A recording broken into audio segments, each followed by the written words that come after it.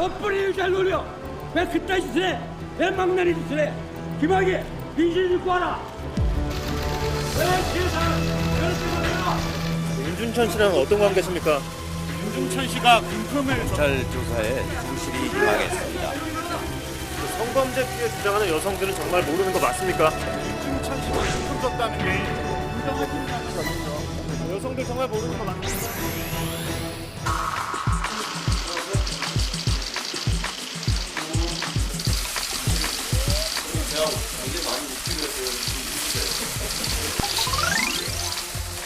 오차 정책조정회의를 머리부터 발끝까지 완전히 바뀐 이인영 신임 원내대표의 모두 발언으로 시작하도록 하겠습니다. 저 개인적으로는 민생을 살릴 수 있다면 경우에 따라서는 야당이 주도하는 거 그런 것도 좋다 이런 마음으로 절박하게 임하고 있습니다. 정치가 힘든 자 위로하고 또 꿈꾸는 자들에게 용기를 주고 응원하는 것이 정치가 있을 본연의 자리다 이렇게 생각합니다. Our position in regards to North Korea is going to continue to be the maximum pressure campaign. Our focus is on the denuclearization. If South Korea moves forward on that front, we're not going to intervene.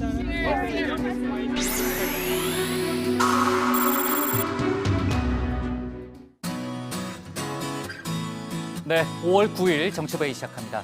최 반장, 조금 전에 이제 한 40분 전이죠. 북한이 그 발사체를 동해상으로 또 쐈다는 그런 속보가 들어왔는데 그 얘기는 자리에 들어가서 해볼게요. 네. 아까 이제 영상에도 잠깐 나왔지만은 김학의 전 차관이 오늘 예전에 이제 무혐의 처분받은 지 5년이 넘어서 이제 포토라인에 서게 됐잖아요. 조사는 지금도 진행 중입니까? 네, 지금 현재 아직까지 진행 중이고요. 2013년도 무혐의 처분이 내려졌을 때 비공개로 한 차례 소환이 맞아요. 된 적이 있긴 했었는데 이렇게 공개적으로 나온 거는 뭐 이번이 정말 처음인 거고요. 공개 소환은 처음인 거죠. 네, 현재 뭐 뇌물, 성범죄 의혹에 대해서 대부분 혐의를 부인하고 있다고 합니다. 뇌물 쪽인 뭐 혐의가 많더라고요. 지금 윤중천 네. 씨를 여러 번 소환해 조사하는 과정에서 뭐 부분적으로 새롭게 드러난 사실이 있는데 거기에 네. 대해서도 지금 부인하고 있는 것으로 보입니다. 좋습니다. 고 반장.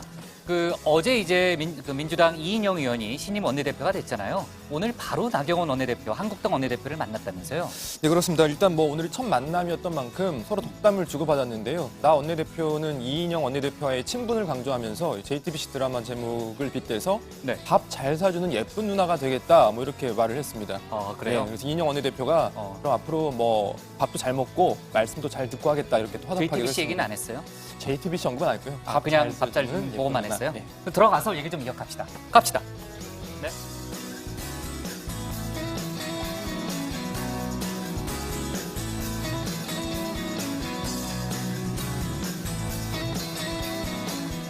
네, 반장들 자리에 앉았으면 정치부회를 시작하죠. 어제 저희가 이제 북한의 식량난이 심각하고 대북 인도적 지원 논의가 무르익고 있다라는 얘기를 했잖아요. 오늘 미국 정부가 한국의 인도적 식량 지원에 대해서 개입하지 않겠다라는 점을 분명히 했습니다. 그러니까 뭐 그걸 막거나 또는 문제 제기를 하지 않겠다는 그런 의지를 밝혔고요. 따라서 이제 우리 정부의 움직임 빨라지고 있습니다. 김현철 통일부 장관이 오늘 지원 방식이나 시기, 규모 등을 꼼꼼하게 검토하고 있다고 말했고요. 구체적인 방향이 잡히는 대로 통일부에서 발표를 할 거라고 덧붙였습니다. 지금까지 취재된 내용을 종합해 보면 만약에 이제 인도적 식량 지원이 현실화될 경우에는 2016년에서 2018년에 생산된 국내 쌀 중에 조금 여유분이 있다는 거예요. 한 30만 톤 정도가 지원 대상이 되지 않을까라는 그런 예상이 나오고 있습니다. 그런데 제가 아까 조금 전에 이제 서가지고 이제 최 반장하고 얘기했지만요. 또 하나의 이제 변수가 될지 모르는 이제 사건이 조금 전에 이제 일어났습니다. 그러니까 우리 시간으로 오후 4시 30분이죠. 오후 4시 30분에 북한이 평안북도 시노리 일대에서 불상의 발사체를 동북 방향으로 발사했다는 그런 속보가 들어왔고요. 지금 지난번에 이제 4일 오전에 북한이 이제 여러 발의 발사체를 쐈잖아요. 이제 뭐 그때도 뭐 여러 가지 논란이 있었고 지금까지 이제 우리 군이 공식적으로 미사일이었다라는 발표를 하고 있지는 않습니다. 그러니까 이번 조금 전에 발사된 발사체가 미사일인지 아니면은 뭐 방사포인지 뭐 장사정포인지 이건 저희가 정확히는 알 수 없고요. 일단 지금까지 확인된 거는 시노리 일대에서 동쪽 방향으로 발사했다는 사실은 확인이 됐습니다. 지금 시노리가 어떤 곳이냐면은 반장들이 아마 기억할 거예요. 올 초에 그 미국의 싱크탱크죠. 그 외교안보 분야에 상당히 유명한 싱크탱크인 CSIS가 미국 싱크탱크인 CSIS가 북한의 비밀 기지로 지목했던 곳입니다. 그때 이제 논란이 좀 있었고요. 우리 합참은 그렇지 않아도 이제 우리나라하고 이제 미국이 주목하고 있는 곳이다. 그러니까 뭐 새로운 게 아니고 이미 알고 있던 곳이다라는 그런 답변을 하기도 했었는데, 아무튼 시노리에 북한의 모종의 어떤 비밀 기지가 있다는 쪽으로는 우리 군이 이제 파악을 했던 그런 장소로 알려져 있습니다. 그렇기 때문에 일각에서는 이제 조금 전에 발사된 발사체가 미사일일 가능성도 있다, 이렇게 뭐 예측도 합니다만, 아직까지는 이제 정확하게 저희가 확인을 할 수는 없어요. 그러니까 일단은 불상의 발사체 정도를 일단 정리를 해보고요.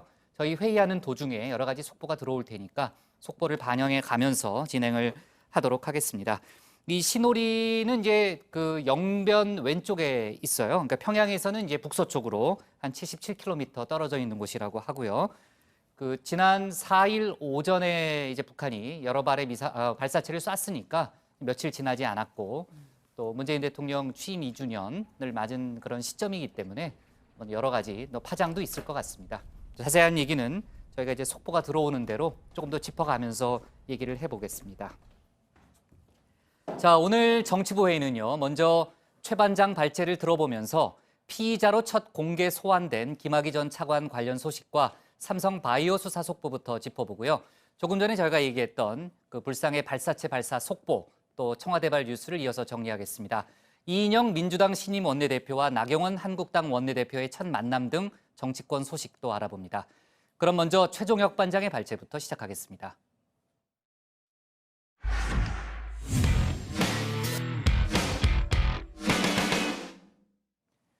뇌물과 성범죄 의혹을 받고 있는 김학의 전 법무차관이 오늘 검찰에 출석했습니다. 2013년 첫 의혹이 제기된 이후 공개 소환된 건 이번이 처음이죠. 김 전 차관은 성실하게 조사를 받겠다는 말만 남긴 채 곧바로 조사실로 향했습니다. 지금도 물론 조사가 진행 중이고요. 검찰은 새롭게 포착된 각종 뇌물 의혹을 중심으로 조사를 진행하고 있는 것으로 보입니다. 오늘 최 반장 발제에서는 김학의 전 차관 수사 관련 속보를 자세하게 짚어보겠습니다. 네, 2013년 3월 이 법무부 차관에 임명되자마자 동영상 파문으로 엿새 만에 사퇴한 김학의 전 차관. 앞서 두 차례 검경 수사가 진행되는 동안 경찰은 당시 입원 중이던 병원을 찾아가서 조사를 했고요. 이 검찰은 비공개로 소환을 했었는데, 그리고 오늘 그 처음 의혹이 제기된 지 6년여 만에 피의자 신분으로 공개 소환됐습니다. 본인 맞습니까? 윤중천 씨랑 어떤 관계십니까? 윤중천 씨가 금품을 검찰 조사에 성실히 임하겠습니다. 그 성범죄 피해 주장하는 여성들은 정말 모르는 거 맞습니까? 윤중천 씨가 금품 줬다는데 인정하시는지 한 말씀만 부탁드립니다. 자, 검찰은 김 전 차관 소환에 앞서 윤중천 씨를 6차례 불러 조사했는데요. 이 과거 수사에서 드러나지 않은 새롭게 포착한 혐의에 대해서 집중 추궁하고 있는 것으로 보입니다. 자, 첫 번째, 목동 재개발 사건입니다. 서울 목동 일대에 재개발 사업을 추진하던 윤중천 씨. 2007년 초 김 전 차관이 인허가 문제를 도와주겠다. 사업이 잘 해결이 되면 집 한 채를 달라라는 요구를 했다고 합니다. 물론 사업이 무산이 돼 실제 이루어지진 않았는데요. 다만 뇌물 수수는 금품을 요구만 해도 처벌할 수 있습니다. 따라서 검찰은 대가성이 명확하고 또 집을 건넬 의사가 있었다는 게 확인이 되면 뇌물죄 적용이 가능할 것으로 보고 있습니다. 자, 두 번째는요, 그림 선물입니다. 윤 씨가 2008년 초 김 전 차관에게 그림을 건넸다는 진술도 확보를 했는데요. 자, 유명한 서양 화가 박모 씨의 작품이라고 합니다. 과거 윤 씨의 원주별장에 드나든 인물로 지목된 이 박 씨는 윤중천 씨에게 그림 여러 점을 선물한 적이 있다고 합니다. 기억 있죠. 걸려 있어요. 내가 준 것만 해도 4-5점 될 거야. 그때마다 내가 가서 이제 걸어줬으니까. 그러니까 이 박 씨가 선물한 그림들이 별장에 걸려 있었는데, 바로 이 그림을 본 김 전 차관이 사무실에 걸면 좋겠다라며 달라고 해서 윤 씨가 줬다는 겁니다. 검찰은 김 전 차관이 받은 그림의 구체적인 숫자와 또 어떤 작품인지를 파악하고 있는데요. 이 감정가가 1,000만 원 이상으로 될 것으로 보고 뇌물 액수에 포함시킬 방침입니다. 자, 그리고 세 번째는요, 성관계 폭로 보증금 반환 무마 의혹입니다. 2008년 2월 윤중천 씨는 여성 이모 씨에게 이 가게 보증금 명목으로 준 1억 원을 돌려달라라고 했지만 응하지 않자 이 씨를 횡령죄로 고소를 합니다. 그러자 이 씨, 이 김 전 차관과의 성관계를 폭로하겠다라는 식으로 대응을 했고, 그러자 김 전 차관이 윤 씨에게 200만 원을 주면서 그 보증금 1억 원은 포기하라라고 종용을 했다라고 윤 씨가 이 수사단에 나와 진술을 한 것으로 전해지고 있는데요. 자, 사실이라면 윤중천은 모른다, 성관계는 없었다라던 김 전 차관 주장은 거짓일 가능성이 높은데, 자, 검찰은 오늘 김 전 차관을 상대로 이러한 의혹을 포함해서 여러 의혹에 대한 사실관계를 확인하고 있습니다. 자, 다음은 삼성 바이오로직스 분식회계 의혹 수사입니다. 자, 회사 서버와 노트북 등을 공장 마룻바닥 밑에 숨기고 훼손하는 데 가담한 혐의를 받는 삼성바이오 보안 담당 직원 안모 씨 구속이 됐습니다. 안 씨는 혼자 한 일이라고 진술한 것으로 전해지고 있지만 검찰 수사는 일선으로 행하고 있죠. 삼성전자 임원 2명에 대해서도 영장을 청구했고 내일 그 구속 여부가 결정됩니다. 특히 검찰은 사업지원 TF가 삼성바이오 임직원들에게 이 컴퓨터에 있는 자료를 복구할 수 없도록 완전히 삭제할 수 있는 프로그램을 설치하도록 지시한 정황도 포착했습니다. 자, 따라서 검찰은 회사 차원에서 조직적인 증거인멸이 이루어진 것으로 의심하고 있는데요. 이 내일 사업지원 TF 임원이 구속이 된다면 검찰의 칼끝은 TF 수장이자 이재용 부회장의 최측근으로 꼽히는 정현호 사장으로 향할 것으로 보입니다. 다음엔 결국 삼성바이오 분식회계, 또 삼성물산과 제일모직 합병 등 각종 의혹의 최종적인 수혜자로 꼽혀온 한 사람만 남게 됩니다. 삼성물산이 삼성바이오로직스 주식을 45% 갖고 있거든요. 자, 그러면 지금 삼성 지주회사 얘기가 나옵니다. 자, 지주회사로 가면 지금 이런 상황에서 삼성물산 제일모직 합병, 그 다음에 삼성바이오로직스 상장, 가장 득보는 사람이 누구죠? 질문의 뜻을 잘 모르겠습니다. 바로 본인이십니다. 그러니까 삼성 지주회사의 지분을 약 30% 정도를 그냥 거저 갖게 만들기 위한 지금 로드맵이 계속 진행되고 있는 거죠. 자, 끝으로 검경 수사권 조정 법안과 관련해 조국 민정수석이 연일 관련한 입장을 내놓고 있죠. 문무일검찰총장의 반발에 대해서는 우려를 경청해야 한다라고 공감을 표하거나 또 우려를 해소할 수 있는 방안들은 법안에 담겨 있다라는 등의 글을 자신의 소셜미디어에 올렸습니다.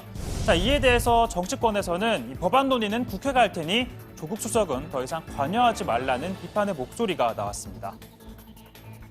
조국 수석은 문제가 무엇인지 어떤 문제를 이야기하는 건지 전혀 알지도 이해하지도 못하면서 그저 수사권 조정 합의문에 나와 있다라고 하면서 선무장이 사람 잡는 그런 발언을 하고 있습니다.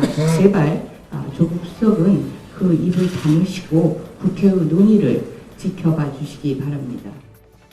자, 일단 얼른 국회부터 정상화가 되고 관련 논의가 하루속히 시작되길 바랍니다. 자, 오늘 발제 이렇게 정리해 보겠습니다. 김학의 첫 공개 소환, 별장 동영상 의혹 이후 6년 만입니다. 네, 앞서 제가 속보로 전했습니다만 다시 한번 중요한 속보니까 정리를 하고 가겠습니다. 북한이 오후 4시 30분쯤에 평안북도 신오리 일대에서 불상의 발사체를 동쪽 방향으로 발사했다는, 쐈다는 그런 속보가 이제 확인이 됐고요. 우리 군이 발표한 내용입니다. 지난 4일, 그러니까 4일 오전에 북한이 이제 여러 발의 발사체를 쐈잖아요. 그러니까 5일 만에 다시 이제 발사체를 발사했다 이렇게 보여지고, 지금 저게 미사일인지 아니면은 어떤 그냥 일반 방사포인지 저희가 그건 알 수는 없습니다. 확인은 안 되고 있고, 다만 평안북도 신오리가 어떤 곳이냐면은 미국 싱크탱크인 CSIS가 그동안 미사일 비밀기지로 지목했던 곳이고 우리 군과 미국도 주목해왔던 그런 장소입니다. 지금 북한에서 가장 오래된 미사일 기지 중에 하나라고 하고요. 노동미사일 여단본부가 위치해 있다, 이런 보도도 나오고 있는 그런 상황입니다. 그렇기 때문에 미사일 발사 가능성까지 지금 제기되는 그런 상황이고요. 아까도 얘기했지만은 지금 4일 발사된 발사체에 대해서도 아직 미사일이라는 최종 판단이 내려지지 않았기 때문에 조금 전에 발사된 발사체를 저희가 미사일이다 아니다 이렇게 예단하긴 조금 이릅니다만, 아무튼 회의 중에 많은 속보가 들어올 테니까 저희가 속보를 반영하면서 진행을 하도록 하겠습니다. 지금 자료를 찾아봤더니요. 네. 이미 국방부에서는 1998년도부터 네. 신오리 지역에 노동미사일 기지가 있었다. 그러니까요. 이렇게 예. 발표를 한. 그래서 아마 얘기가 이번 미사일 있고요. 발사 가능성까지 제기되는 상황이고, 아무튼 타이밍이 참 묘합니다. 지금 여러 가지로 북한에 대한 식량 지원 얘기도 좀 나오고 있는 어떻게 보면 좀 긍정적인 그런 기류가 있는 상황이고 또 마침 오늘 내일은 또 문재인 대통령 당선 2주년과 취임 2주년이잖아요. 예. 그러니까 여러 가지 이제 그런 정치적 상황이 있는데 북한이 이제 발사체를 왜 쐈는지 어떤 발사체인지 뭐 그거에 따라서 많은 정치적 파장도 있을 걸로 일단 판단이 됩니다.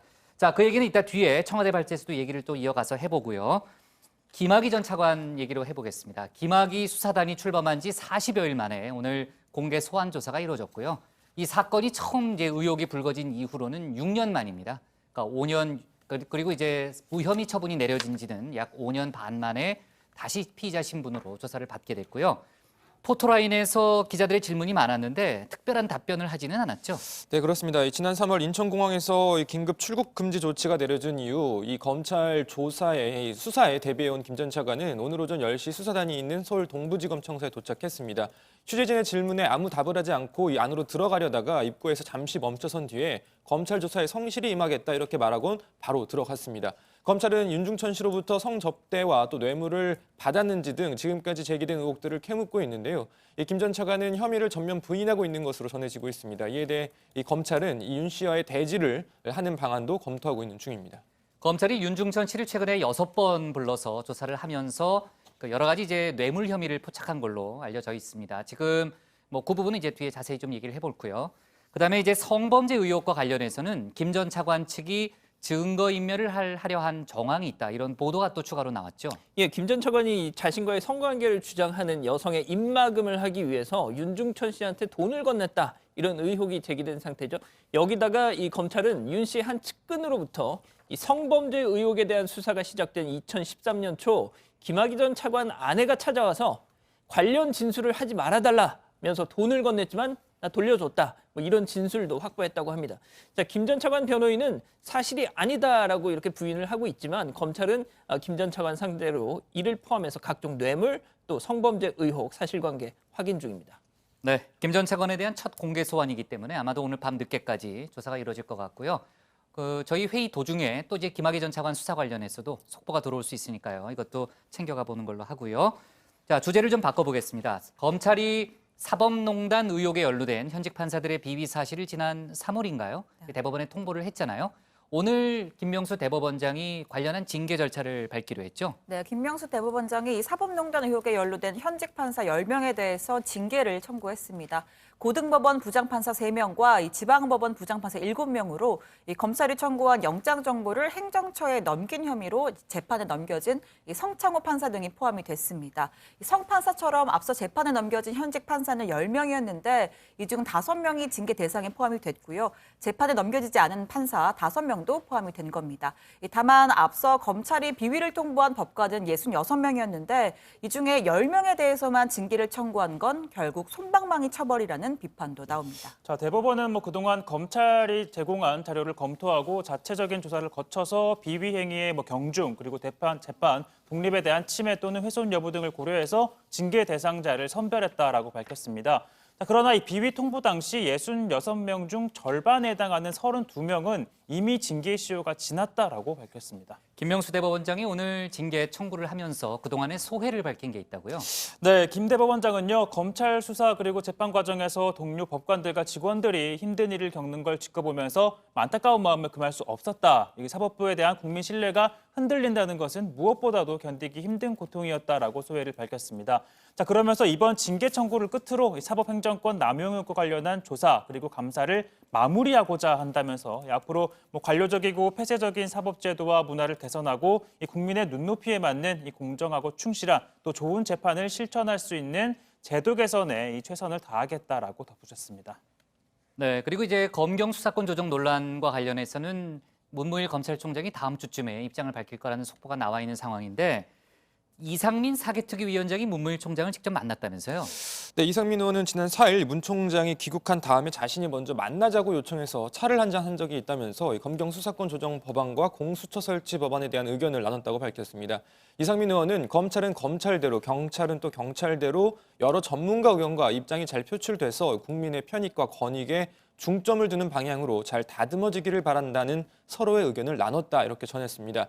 자, 그 문무일 총장의 입장 표명에 대해서도 항명 사태로 보기 어렵고 여러 시각과 입장이 있는 건 오히려 자연스러운 모습이라면서 문 총장에 대해서도 이렇게 평가했습니다. 여러 차례 뵙고 그 이유도 여러 가지 뭐 공식적이든 비공식적이든 뵙고 또 수사권 조정이나 또 공수처 관련해서도 패스트트랙에 올리기 전에도 말씀을 나누기도 하고 그랬는데요. 매우 합리적인 분이고 식견과 경험이 풍부한 분이십니다. 얼마 전에 이제 조국 수석이 문무일 총장의 우려도 경청할 필요가 있다 이런 얘기를 했잖아요. 조 수석의 요청으로 다음 주인가요? 검찰 개혁 관련한 당정청 회의가 예정돼 있다면서요? 네, 당정청이 오늘 13일에 이 자치경찰제 등 경찰 개혁안을 주제로 한 회의를 열기로 했습니다. 민정수석실 요청으로 소집이 됐고요. 조 수석도 참여할 것으로 전해지고 있습니다. 일각에선 이번 당정청이 이 수사권 조정에 반발하는 검찰총장 달래기 아니냐라는 해석도 제기가 됐는데 이와 관련해서 조국 수석은 예의에 어긋난 표현이 있다라면서 경찰총장은 달래기의 대상이 아니다라고 반박을 했습니다.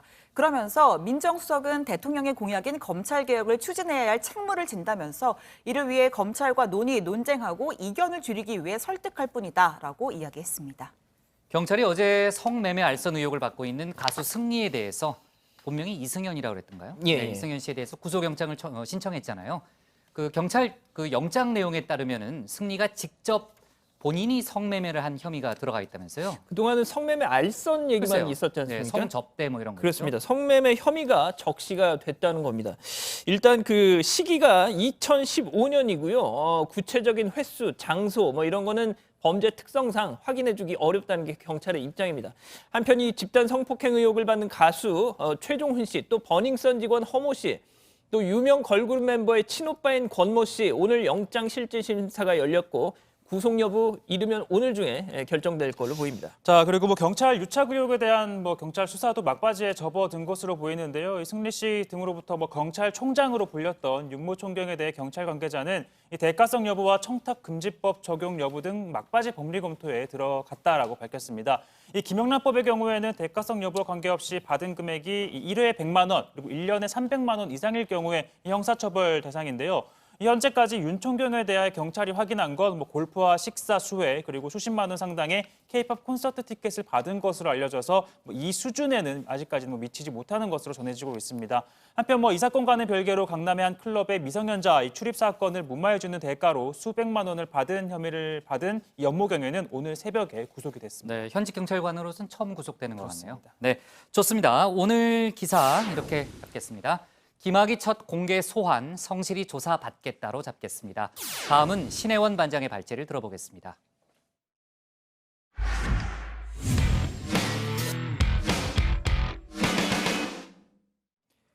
문재인 대통령이 취임 2주년을 맞아서 오늘 밤 국내 언론과의 대담 인터뷰를 진행합니다. 한반도 비핵화 협상과 경제정책, 또 여러 가지 정치 현안에 대해서 직접 답을 내놓을 예정입니다. 이런 가운데 저희가 조금 전에 속보로 전했지만 북한이 오후 4시 반쯤에 불상의 발사체를 동해상으로 쐈다는 그런 속보가 들어와 있는데요. 관련한 질문도 나올 것으로 추정이 됩니다.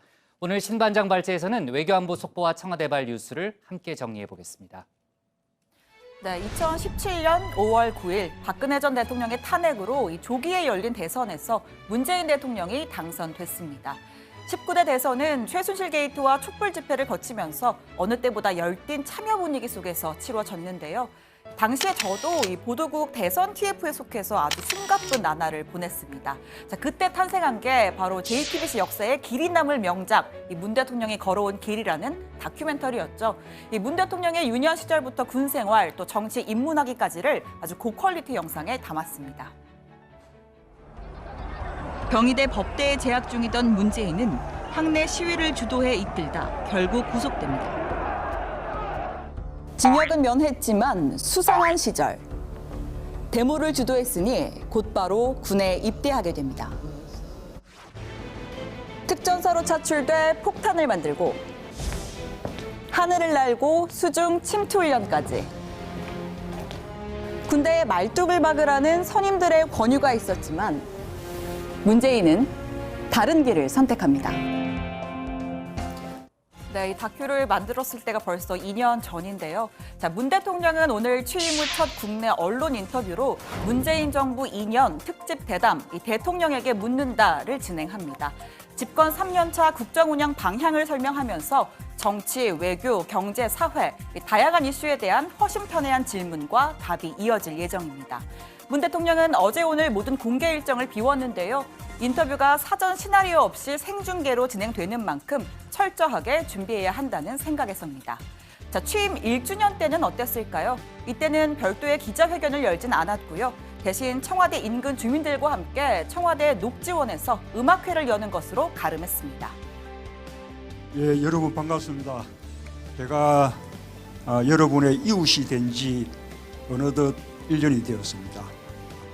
그리고 또 이곳은 이 청와대에서 또 가장 아름다운 그런 또 복지원 이 마당입니다. 정말로 아주 환상적인 그런 무대인 것 같습니다. 오늘 아주 즐거운 시간 되시고요. 그리고 또 늘 두고두고 아주 좋은 추억 그렇게 되시기 바랍니다. 저도 마음을 다해서 뜻을 다해서 국민 여러분들께서 대통령께 바라는 것이 무엇인지 그것을 이루는데 노력을 많이 하겠습니다. 함께 해주셔서 고맙습니다. 네, 이 매년 찾아오는 성적표도 피할 수가 없는데요. 취임 2주년 국민들은 어떤 평가를 했을까요? 리얼미터가 TBS 의뢰를 받아서 지난 7일과 8일 전국 유권자 1,008명을 대상으로 조사했습니다. 문 대통령의 국정 수행에 대한 긍정평가는 지난주보다 1.8%포인트 하락한 47.3%로 나타났습니다. 부정평가는 2.6%포인트 오른 48.6%인데요. 이 긍정, 부정평가의 격차가 오차 범위 내인 1.3%포인트로 팽팽하게 엇갈린 겁니다. 자, 리얼미터는 북한의 단거리 발사체 발사 등이 문 대통령의 국정 지지도에 영향을 미친 것으로 풀이했습니다. 자, 정치권의 평가도 한번 살펴볼까요? 먼저 친정인 민주당입니다. 당연히 칭찬 많이 했습니다. 이해찬 대표는 현 정부의 가장 큰 변화는 모든 일이 투명하게 공정하게 진행되는 것이라면서 이 정부의 성공과 정권 재창출에 혼신의 힘을 다하겠다고 말했습니다. 가장 큰 변화는 국정 전반에 걸쳐 모든 일들이 투명화되고 공개된 틀 속에서 공정하게 진행되고 있다는 것이라고 생각이 됩니다. 바로 민주주의 복원이라고 말씀드릴 수가 있겠습니다. 지금의 국정 기조를 잘 지켜나가면서 국민들이 체감하는 변화를 만들어 나가도록 하겠습니다. 네, 기념품도 준비했습니다. 제가 다른 선배 반장에 비할 바는 아니지만 국회만 3년 넘게 출입을 했는데요. 이런 거 처음 봤습니다. 민주당은 이런 아이디어 우리가 최초다라고 강조했는데 직접 한번 보시죠.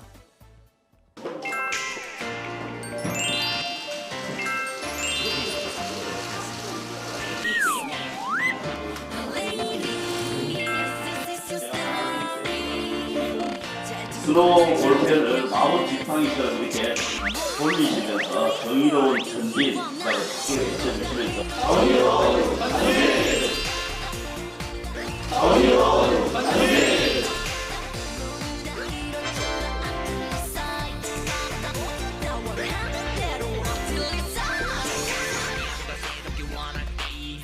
네, 그렇다면 야권은 어떨까요? 예상했던 대로 좋은 점수 주지 않았습니다.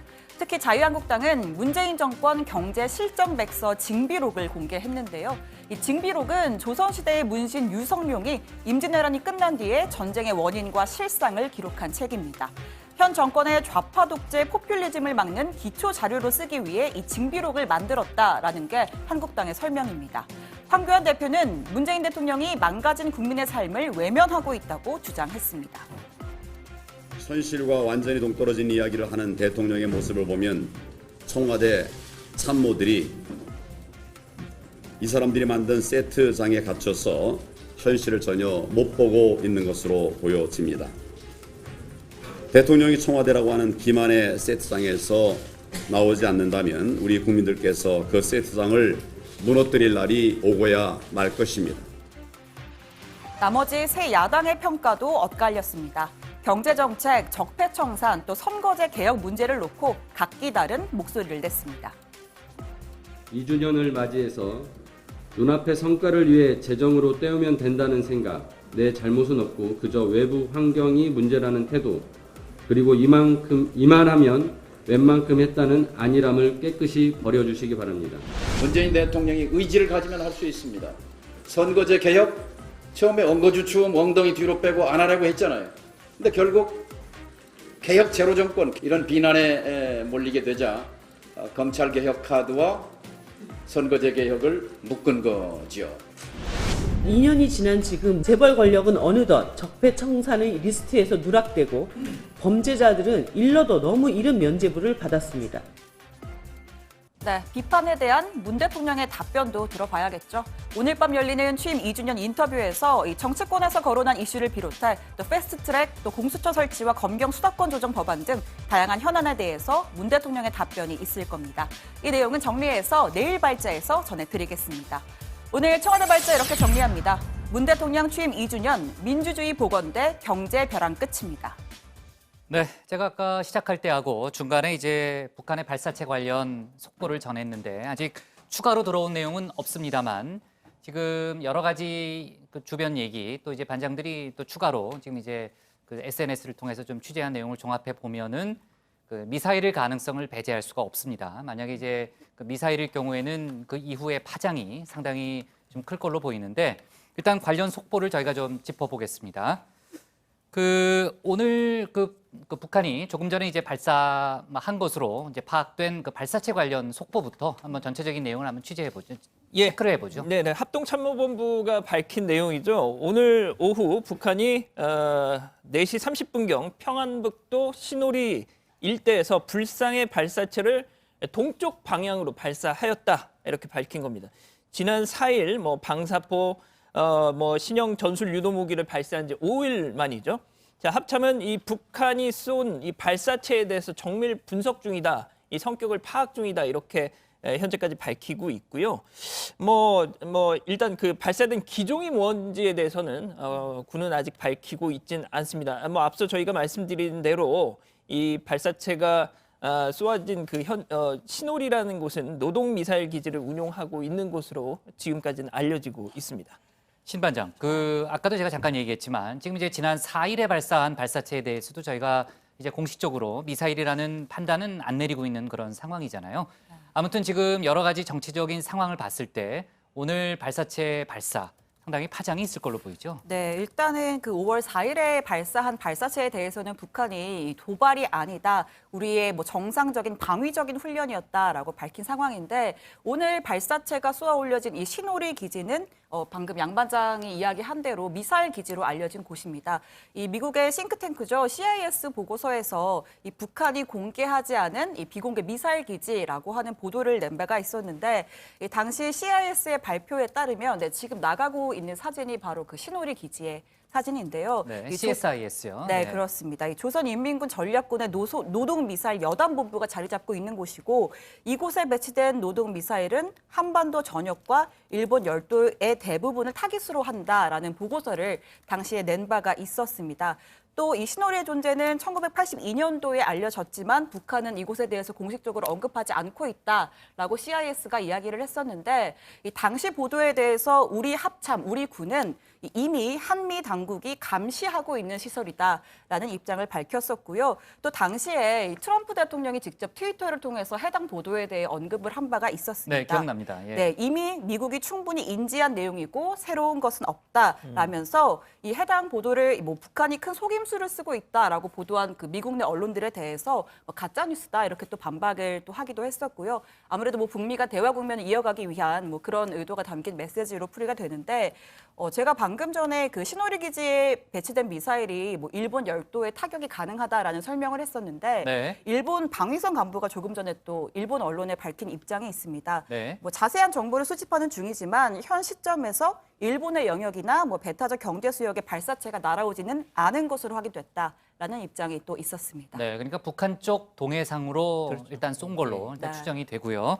그 조금 전에 이제 신 반장이 얘기했던 대로 신오리가 북한에서 가장 오래된 미사일 기지 중에 하나고 그동안 이제 뭐 CSIS도 그렇지만 우리 군과 미국 정부가 오래전부터 이제 관심을 갖고 지켜봤던 곳 지켜봤던 곳이라는 거 아니겠습니까? 네. 거기 이제 노동미사일 아까 여단본부라고 그랬죠? 네. 여당본부가 있고 그 스커드와 노동미사일이 거기에 있다라는 그런 분석이 많이 나왔던 곳입니다. 그리고 지금 일본 쪽으로는 가지 않았다는 그런 일본 정부의 발표가 있었는데 아무튼 그 지금 서해상에 있는 곳이잖아요. 서해안 쪽에 있는 곳이잖아요. 치노리가요. 네. 거기서 이제 동해상으로 갔다는 거는 북한 내륙을 이제 그렇죠. 관통을 했다는 그런 얘기이기 때문에 결과론적으로 미사일일 가능성이 조금 있다. 그리고 그 아까 말한 대로 노동 미사일 기지이기 때문에 그런 판단이 일단은 가능하지만 워낙 예민한 문제이기 때문에 저희가 미리 예단을 하는 거는 조금 좀 성급한 것 같고 하여간 미사일 발사, 특히 이제 노동 미사일 발사의 경우에는 유엔 안보리 제재의 정면으로 저촉이 되기 때문에 뭐 이후의 파장 상당히 클 걸로 일단 예상이 됩니다. 지금 그 최 반장, 오늘 마침 또 한미일 안보회의가 서울에서 열린다고 하는데 관련한 입장을 저녁에 낸다는 그런 속보도 들어와 있는데 지금 정치권에서도 잇따라 반응을 내놓은 게 있다면서요? 네, 아무래도 뭐 지난 4일 발사에 이어서 또다시 뭐 발사가 이루어졌기 때문에 정치권에서 좀 예의주시하고 있는 분위기입니다. 일단 여당에서는 특별한 반응은 아직까지 나오지 않는 입장이고요. 보수 야당에서는 즉각적으로 좀 비판을 하는 논평들이 나왔습니다. 먼저 자유한국당은 뭐 정부는 공식적으로 밝히진 않았지만 지난 4일 북한의 미사일 발사 이후에 5일 만에 감행된 명백한 무력 도발이다라는 표현을 썼습니다. 전희경 대변인은 이렇게 북한의 실상을 온 국민이 다 아는데 이 문재인 대통령과 집권 세력만이 이를 외면하고 있다. 이 미사일 발사에도 아랑곳 없이 식량 지원을 운운하던 자들부터 입을 열어보라라면서 비판의 수위를 좀 높이고 있고요. 자, 그리고 바른미래당 역시 북한이 미사일 도발을 추가로 감행한 것 같아 걱정스럽다라는 반응을 내놨습니다. 그러면서 합참이 이 불상의 발사체라는 표현으로 발표할 수밖에 없는 게 답답하다면서 자, 우리 군은 이 북한이 미사일을 쏘면 그게 뭔지도 금방 파악을 못하냐라면서 비판을 했고요. 그러면서 북한이 한반도 정세를 더욱 악화 일로로 끌고 가는 것 같아 유감스럽다라는 입장을 내놨습니다. 네. 자, 정의용 국가안보실장이 지금 상황 발생 시, 그러니까 우리 시간으로 오후 4시 30분 정도죠. 북한이 이제 발사체를 쏜 시간이요. 그 이후부터 국가위기관리센터에서 국방부 합참과 화상으로 연결해서 현 상황을 지켜보고 있다, 판단하고 있다라는 그런 속보가 들어와 있는데 우리 정부의 발표도 아마 있을 가능성이 있어 보이네요. 네. 자, 그러면요. 조금 더 추가 속보가 들어오면 다시 얘기를 해보는 걸로 하고요. 사실 이제 저희가 이제 대북 식량 지원 얘기를 어제 했고 오늘 상당히 진전되는 부분이 많아가지고 이제 북한과의 좀 협상 재개, 좀 어떻게 보면 좀 긍정적인 그런 신호가 좀 있었는데 조금 전에 이제 발사체 발사로 어떻게 상황이 전개될지 모르는 그런 위치가 됐고요. 하여간 식량 지원 얘기를 간단히만 좀 해보겠습니다.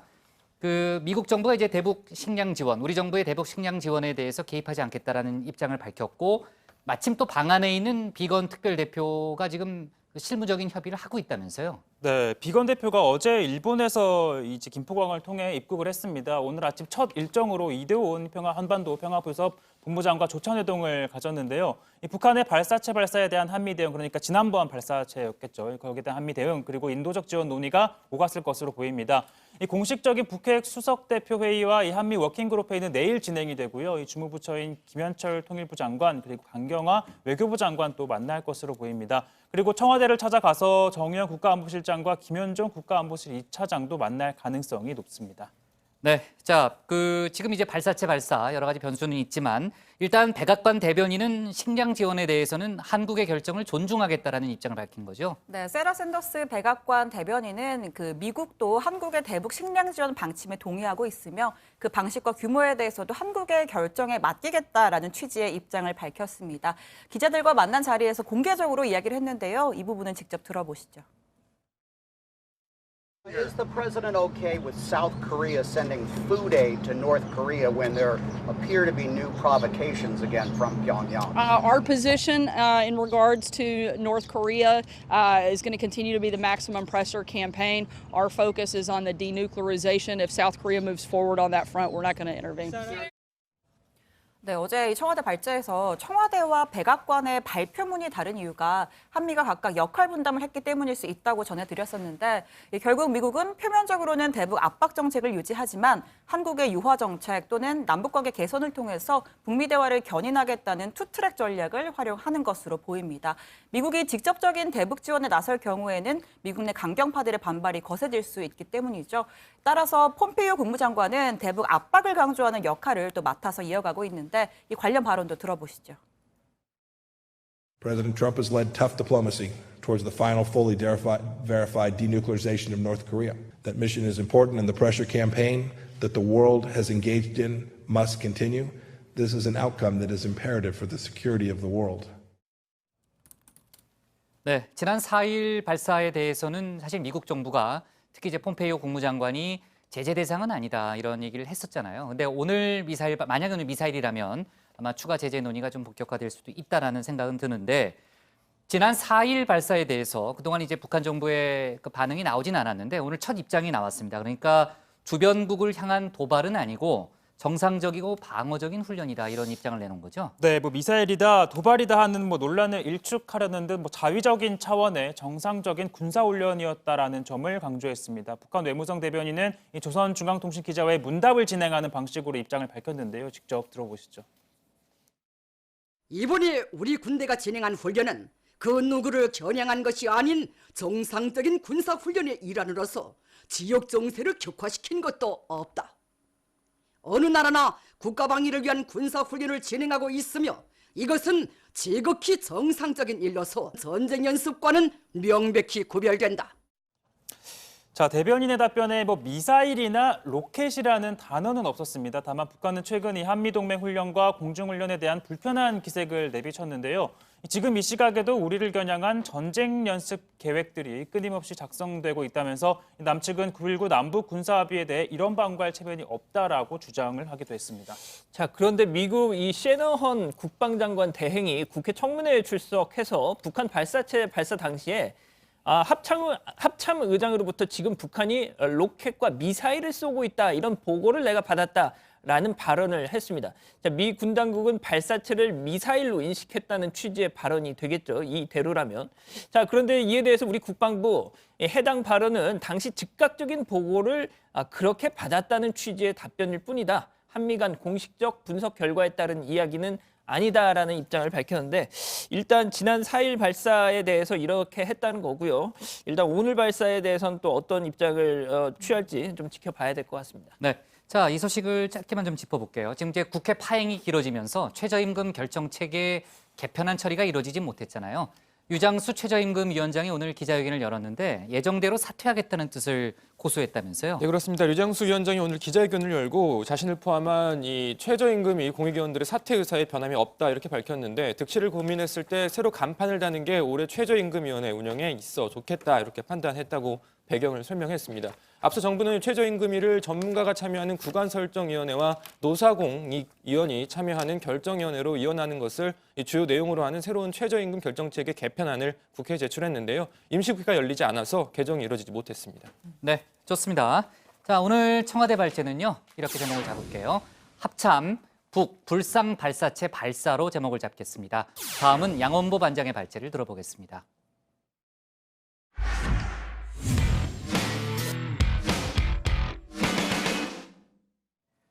자유한국당 황교안 대표의 이른바 민생투쟁 대장정이 오늘로 사흘째를 맞고 있습니다. 어제는 경남 거제 창원, 그리고 오늘은 울산을 찾았죠. 황 대표가 가는 곳마다 지지자들의 환호가 나오지만 반대로 시민단체들의 반대 집회도 연이어 벌어지고 있습니다.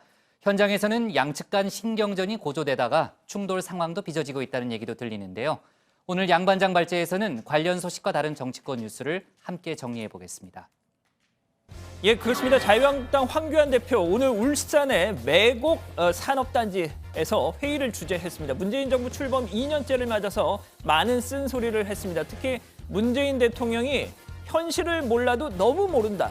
청와대에만 있지 말고 현장 좀 나와라 촉구했습니다. 만약 그러지 않으면 앞서도 잠깐 들으셨는데요. 이렇게 하겠다고 말이죠.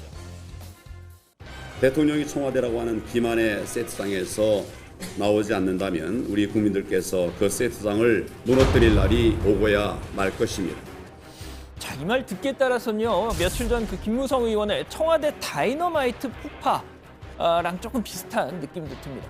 자, 황 대표 경남, 울산 지금 돌고 있는데 가는 곳마다 많은 지지자들 환호 보냅니다. 하지만 반대자들의 외침 또한 만만치 않습니다. 자, 보시죠. 먼저 어제 창원에 있는 부림시장에 갔습니다. 보십시오. 황 대표 도착 전인데 한쪽엔 지지자 또 반대쪽엔 반대자들 서로 대치를 하면서 구호 대결을 폈습니다. 한쪽에선 황교안 물러나라, 다른 쪽은 문재인 물러나라 말이죠. 자, 바로 그때였습니다. 황교안 대표 저렇게 도착했습니다.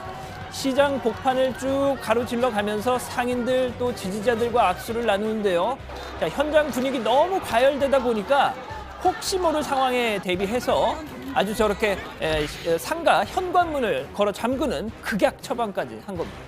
자, 오늘 울산 매곡산업단지 찾았다가 민주노총 조합원들 항의도 이렇게 받았는데 가는 곳마다 반대 집회하는 단체 또는 시민들, 자, 황 대표 어떤 기분일까요? 이렇게요. 저는 당 대표로서 민생을 챙기는 일을 하고 있습니다. 그것을 사실상 방해하는 것은 민주사회에서는 있어서는 안 되는 일이라고 생각합니다. 자, 한선교 사무총장 소식도 알아보죠. 당직자에 대한 욕설, 폭언 사태 이후 한 총장 어제 이틀간 외부 활동을 자제했었는데, 자, 오늘 처음 모습을 드러냈습니다. 자, 보시는 것처럼 울산 최고위 회의에 나온 거죠. 주변의 따가운 시선 의식했을 것 같습니다. 표정 밝지 않았고 말도 주변 사람들하고 말도 섞지 않더군요.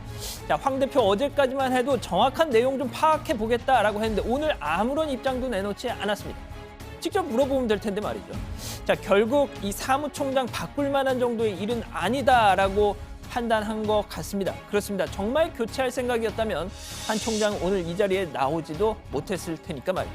자, 다음 소식 가보죠. 자, 황교안 대표가 이렇게 전국을 돌면서 사실상의 대권 플랜에 시동을 걸자 마음 급해진 사람들이 있습니다. 바로 홍준표 전 대표, 오세훈 서울시장이죠. 어제 나란히 상지대 건국대에서 이 강연을 했는데요. 자, 홍 전 대표, 이거 한번 보십시오.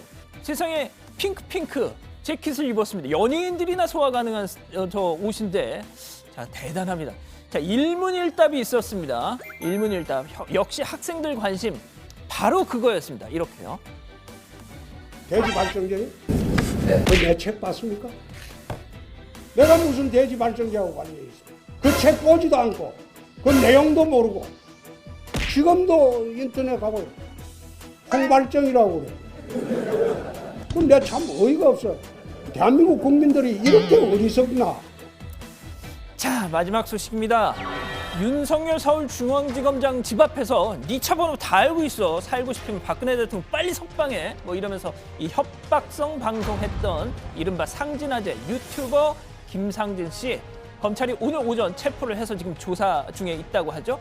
자, 그제 검찰에서 조사받으러 나와라 했더니 거부했었죠. 대신 중앙지검 앞에서 구구절절 해명을 하면서 선처를 호소하기도 했습니다. 이렇게 말이죠. 충동적으로 윤석열 지검장이나 현 문재인 정권에게 화가 치밀어서 평소에 하지 않았던 언사를 한 것입니다. 그 발언으로 인해서 윤석열 지검장이 공포심을 느꼈다면 남자로서 여기서 사과의 말씀을 드립니다.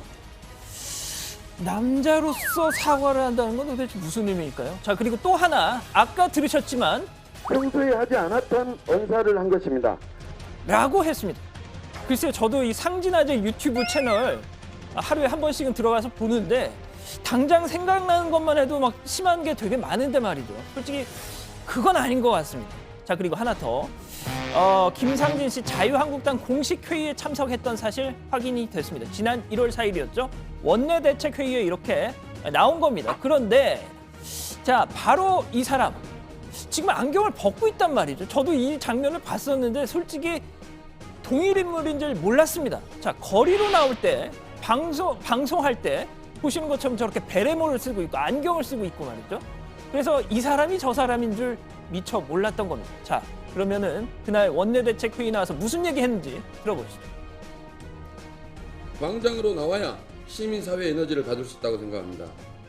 우리 자유연대의 김상진 사무총장의 말씀 소중히 저희가 귀하게 생각하고 귀담아 듣겠다는 말씀을 드립니다. 자, 김상진 씨 문제에 대해서 자유한국당 과연 어떤 반응 내놓을까요? 오늘 준비한 소식은 여기까지입니다. 네, 자, 오늘 이제 체포가 됐고요. 지금 이제 조사 중입니다. 김상진 씨에 대해서 이제 조사가 진행되고 있고 윤석열 지검장에 대해서는 뭐 상당히 심한 협박성 발언을 했는데 일단은 모두 16차례 협박 방송을 한 혐의를 받고 있다면서요? 네, 그런데 이 협박 방송 말고도 지난 4일 광화문 광장에서 열린 집회 현장에서 진보 유튜버의 얼굴을 팔꿈치로 가격한 혐의도 받고 있습니다. 이 장면이 고스란히 카메라에 잡히는 바람에 변명의 여지가 없게 된 건데요. 어쨌든 이 김상진 씨는 그제 검찰 출석 요구에 응하지 않고 변호인을 통해서 검찰 수사 심의위원회의 소집을 요청한 상태입니다. 그러자 검찰이 체포영장을 발부받아서 이 오전에 신병을 확보한 거고요. 일단 체포 시한 48시간이 끝나기 전에 김 씨의 구속영장을 청구하는 방안을 검토 중이라고 합니다. 네, 체포영장은 이제 법원이 발부하는 거기 때문에 거기 이제 폭행 관련 등 혐의가 적시가 됐고 법원이 상대적으로 그걸 인정했다 이렇게 보여지는데 김상진 씨 본인 주장은 그렇습니다. 아까 들어보니까 정치적 탄압이다 또는 협박방송이라는 게 그냥 작은 해프닝에 불과한데 너무 과잉 대응을 하고 있다 이런 주장을 펴고 있잖아요.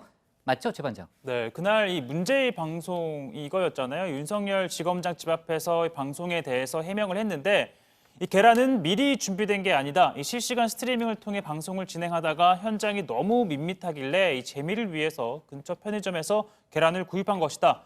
그리고 또 윤지검장 차량 번호도 미리 알고 있던 게 아니라 라이브 댓글창에 누가 이게 윤석열 지검장 차량 번호다라고 올려주기에 진짜인지 가짜인지도 모르는 채 아는 척 표현했던 것뿐이다라고 해명을 하고 있습니다. 또 자기의 유튜브 방송을 모니터링해보면 알겠지만 자기는 누군가를 협박한 적이 없다라고도 주장을 하고 있습니다. 네, 글쎄요. 해프닝이라고 본인은 주장하고 있지만 그때 방송 내용을 보면요. 그 해프닝으로 넘기기에는 지나친 그런 언사들이 들어가 있습니다. 자살 특공대 어떻게 하겠다 등등. 제가 이 자리에서 다시 언급은 안 하겠지만은 아무튼 검찰이 협박에 해당된다 이렇게 판단을 하고 있는 모양이네요. 네, 사실 연예인들에게도 이제 극단적인 사생 팬들이라고 있는데 아무리 이 팬이라도 자신의 집이나 이런 사적 공간에 무단으로 침범하면 이제 위협으로 느껴질 수밖에 없잖아요. 심지어 팬들이 그래도 그럴진데 이 집 앞에서 살고 싶으면 박근혜 대통령 빨리 석방하라, XX야 이런 걸 방송으로 버젓이 하는데 위협감을 느끼지 않을 사람이 누가 있겠습니까? 네, 조금 전에 이제 신 반장이 언급했던 얼마 전에 이제 양 반장도 한번 다뤘던 내용이죠. 진보 유튜버를 폭행한 부분에 대해서는 어떻게 봐야 됩니까? 네, 자신이 때린 사람은 일반 시민이 아닌 좌파 시민단체 회원이다 이렇게 주장하고 있습니다. 이미 다른 건으로 자신이 고소를 해놓은 사람이다 이런 주장까지 내놨습니다. 그러면은 좌파 시민단체 회원은 때려도 된다는 그런 논리예요, 양 반장? 그러니까 그거 참 말도 안 되는 건데요. 일단 본인은 그것도 억울하다는 겁니다. 앞서 자신이 그 사람을 때렸다고 소개된 그 동영상 조작됐다, 편집됐다라고 주장을 하더라고요. 그러면서 자신의 이 유튜브 채널에 이게 진짜 영상이다, 이걸 봐라 하면서 올려놓은 게 있는데 그래서 제가 봤는데 상대 유튜버가 자기를 먼저 때리려고 하는 걸 딱 맞고 팔꿈치를 휘둘렀다 이렇게 주장을 하고 있습니다. 그러니까 자신은 정당 방위 차원이었다는 설명인 것 같습니다. 자, 어쨌든 확실한 건 김상진 씨는 안 맞았고 때린 건 확실합니다. 네. 자, 김상진 씨 이력을 좀 보니까요. 2012년 대선 당시 박근혜 후보 지지 활동을 한 그 일명 10알단이라고 있었잖아요. 예. 그 십자군 알바단. 예. 또 이제 국가정보원 심리전단에 인터넷 글을 퍼나른 정황이 있고 여러 가지 다른 그 이력에 대해서도 보도가 좀 이어지고 있는 그런 상황인데 이제 체포가 됐으니까 검찰 수사 지켜보도록 하겠습니다. 자, 아까 이제 양 반장이 한국당 황교안 대표의 오늘 일정을 소개를 했잖아요. 지금 계속 PK 지역을 돌고 있는데 오늘은 울산을 찾았는데 문재인 정부의 경제정책 문제점을 부각하기 위한 행보로 보이죠? 네, 어제는 경남 거제도, 오늘은 울산, 대표적인 중화공업 밀집 지역인데요. 오늘은 특히 울산의 매곡 산업단지를 찾아서 간담회를 갖기도 했습니다. 또 마침 오늘 경제실정 백서특위 위원들과 함께 회의를 열었는데 문재인 정부 출범 2년을 맞아서 문정권 경제실정 징비록이라는 책을 내놓기도 했습니다. 아까 청와대 발제에서 소개해드렸는데 문재인 정부 경제정책 10가지 분야에 대한 비판적인 내용이 담겨 있습니다. 네. 아무래도 소득주도 성장에 대한 비판이 많았던 걸로 제가 이제 파악을 했고요. 오늘 기사 내용은 이렇게 정리를 하겠습니다. 윤석열 협박 유튜버 체포 구속영장 검토로 정하겠습니다. 다음은 고석승 반장의 발제를 들어보겠습니다.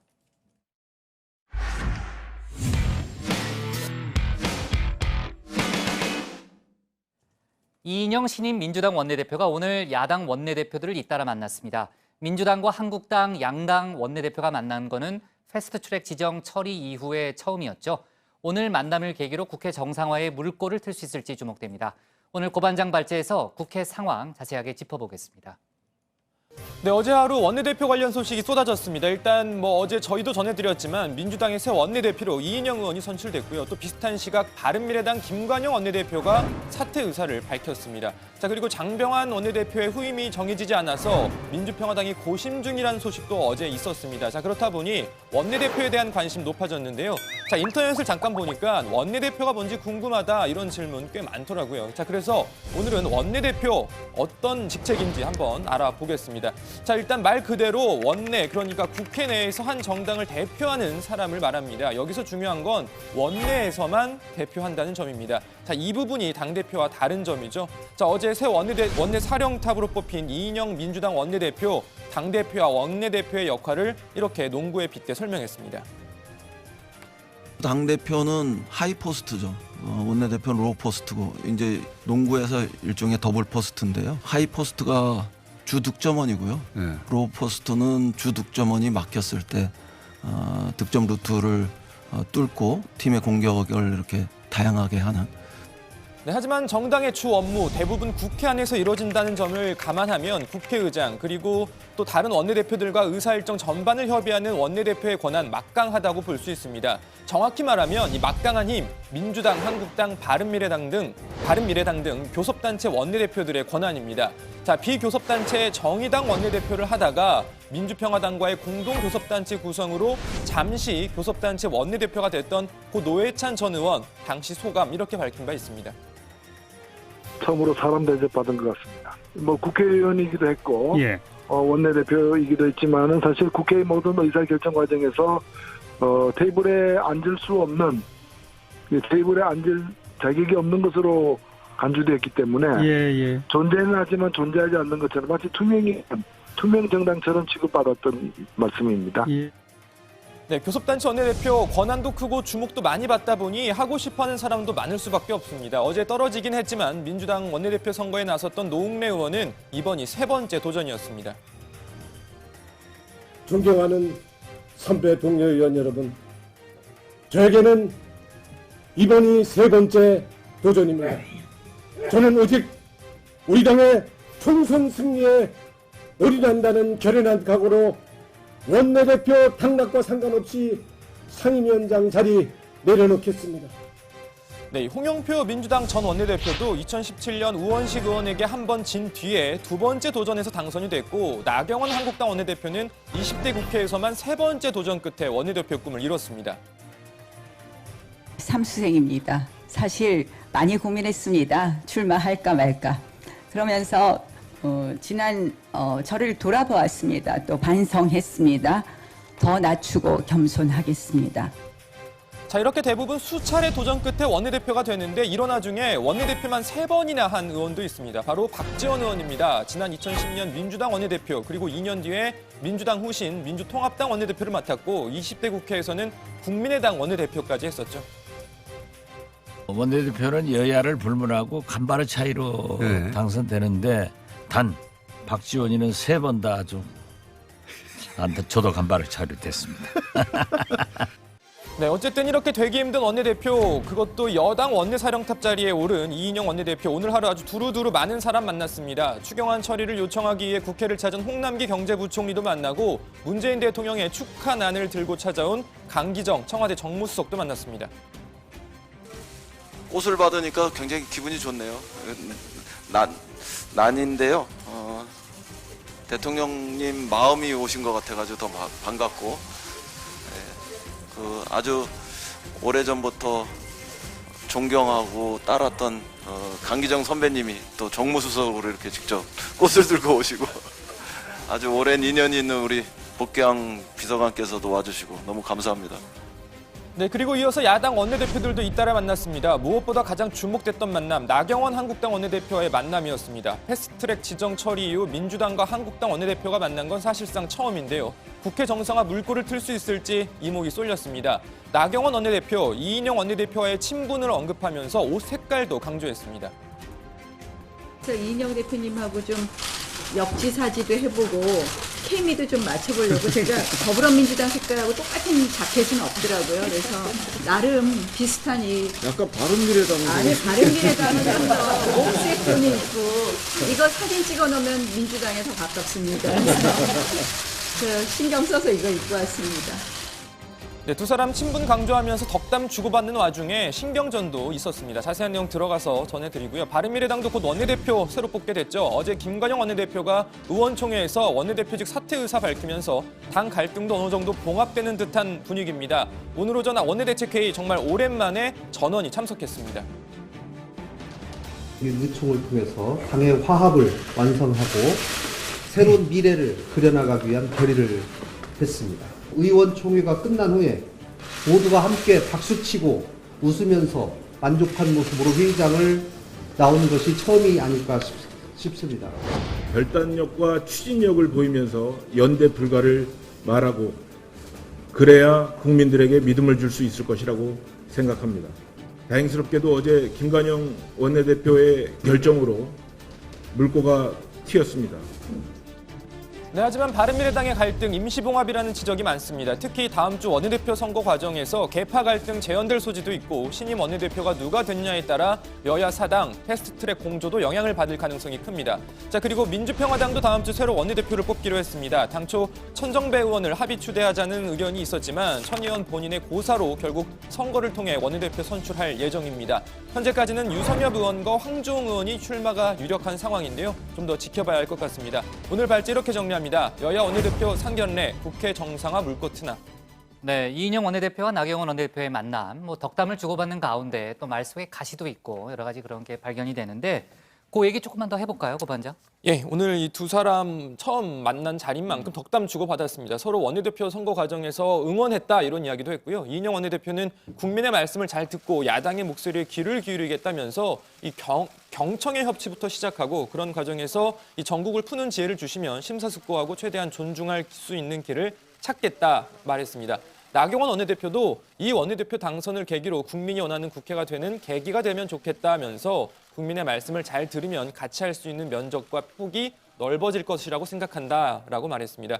구체적인 협의는 오늘 따로 없었는데요. 국회 정상화를 위한 분위기 조성의 의미가 있었다 이런 평가가 나오고 있습니다. 네, 이인영 의원이 이제 어제 민주당 신임 원내대표가 됐는데 사실 박빙승부가 될 거라는 예상을 깨고 조금 수월하게 이겼다 이런 평가가 당내에서 나오죠. 이거 유리할 거란 얘기는 많았는데 이렇게 크게 이길 거 예상은 못했다는 거죠. 노웅래 의원 특히 이번 세 번째 도전이었고요. 그동안 당내 친문 주류로 꼽혔던 김태년 의원 일찌감치 준비를 했었습니다. 이인영 의원이 상대적으로 좀 뒤늦게 뛰어든 셈이었는데 자, 결과적으로는 당내 고른 지지를 받아서 당선이 된 겁니다. 일각에서는 이 당내 친문 그룹 조직인 부엉이 모임이 이인영 원내대표 지지한 걸로 알려지면서 친문의 좀 분화가 본격화된 거 아니냐 이런 의견도 있더라고요. 하지만 민주당 안팎에서는 민주당은 모두 친문이라는 목소리도 많습니다. 그러니까 예전 정치권 기준에 빗대 친문, 비문 이렇게 나눠서 생각하면 안 된다는 건데요. 정청래 전 의원 같은 경우에는 친문, 비문이라는 게 존재했다면 당연히 김태년 후보가 압도적으로 승리했을 것이라면서 이 결과가 이렇게 나온 건 친문과 비문의 담벼락은 허물어진 것으로 보면 된다라고 말하기도 했습니다. 네, 이인영 원내대표가 선거운동을 하면서 강조를 한 게 통합과 혁신이라는 키워드였습니다. 스스로 먼저 변하겠다라면서 머리 색깔도 바꾸고 또 까칠하다는 당 안팎의 평가를 의식해서인지 부드러운 사람이 되겠다라는 말도 자주 했고요. 오늘도 관련 언급이 있었는데 한번 들어보시죠. 아직 좀 까칠한 게 완전히 가셔지지는 않았습니다. 좀 이해해 주시고 말 잘 듣고 또 부드럽고 따뜻한 통화를 할 수 있도록 그렇게 노력하겠습니다. 그리고 자꾸 웃어 보일 테니까요. 제가 웃을 때마다 박수 쳐주시면 더 많이 웃을 수 있을 테니까 그렇게 격려해 주시고. 네, 이 원내대표가 기존에 가지고 있던 개혁 이미지와 더불어서 이른바 통합을 위한 노력이 먹혀들었고 결국 이게 민평련 계열은 물론이고 당내 개혁 성향 의원들의 지지까지 두루 끌어내는 동력이 됐다는 평가가 나옵니다. 네, 자 오늘 마침 또 원내대표 특집인데 바른미래당 원내대표 선거는 다음 주에 있잖아요. 지금 이제 김성식, 오신환 의원의 출마 가능성이 좀 거론되고 있고요. 또 민주평화당 같은 경우에는 유성엽, 황교안 의원이 출마할 가능성이 있다 이런 얘기도 나오고 있습니다. 자, 오늘 야당 발제는요. 이렇게 제목을 정리할게요. 나경원 만난 이인영 5월 국회 열자로 제목을 잡겠습니다.